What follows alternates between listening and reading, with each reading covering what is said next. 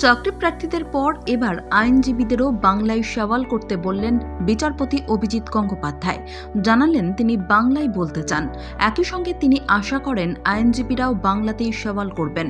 গত মঙ্গলবার বিচারপতি গঙ্গোপাধ্যায় প্রশ্ন তুলেছিলেন কলকাতা হাইকোর্টে কেন বাংলায় মামলার সওয়াল করা হবে না। বৃহস্পতিবার এজলাসে উপস্থিত আইনজীবীদের উদ্দেশ্যে তিনি বলেন, আমি বাংলায় বলতে চাই, আমি আশা করব আপনারাও বাংলায় সওয়াল করবেন, কারণ এজলাসে উপস্থিত অনেক মামলাকারী রয়েছেন যাদের বুঝতে অসুবিধা হয়, তবে কারোর অসুবিধা থাকলে তিনি ইংরেজিতেই বলতে পারেন।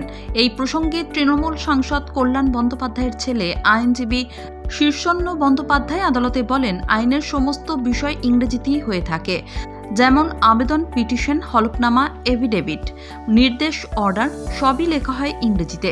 ওই আইনজীবীর প্রশ্ন, বাংলায় সওয়াল করলে কিভাবে চলবে? সওয়াল পর্ব কোন কাজে ব্যবহার করা হবে? এরপরেই বিচারপতি গঙ্গোপাধ্যায় বলেন, আমি তো বলিনি, আদালত চত্বরে যারা আসেন তারা যাতে বুঝতে পারেন আদালতের কক্ষে কি হচ্ছে সেই কথা ভেবেই সওয়ালটা বাংলায় করা হোক। কারোর বাংলায় সমস্যা থাকলে ইংরেজিতে বলতেই পারবেন। আমি বাংলা বলতে চাই, অন্যদিনও বাংলায় শুনানি করব। এই প্রসঙ্গে আইনজীবী কল্লোল বসু বলেন, হোক না, এই শুরুটা আপনি করুন।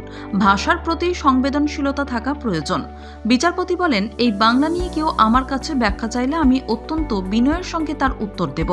এরপরই কোর্ট অফিসারকে বিচারপতি বলেন, তালিকায় থাকা পরের মামলাটি ডাকা হোক। বিচারপতি বলার পরে অনেক মামলার শুনানি বাংলাতেই হয়। গত 16 জানুয়ারি মঙ্গলবার একটি মামলার শুনানির ফাঁকে চাকরি প্রার্থীদের বিচারপতি বলেছিলেন, আমি লক্ষ্য করেছি অনেকে ইংরেজি বলতে স্বচ্ছন্দ নন, আপনাদের মামলা আপনারা বাংলায় বলতে পারেন। তিনি জানিয়ে দেন, তার সঙ্গে ইংরেজিতে কথা বললে তিনিও ইংরেজিতেই কথা বলবেন, যিনি বাংলায় বলবেন তার সঙ্গে তিনি বাংলাতেই বলবেন।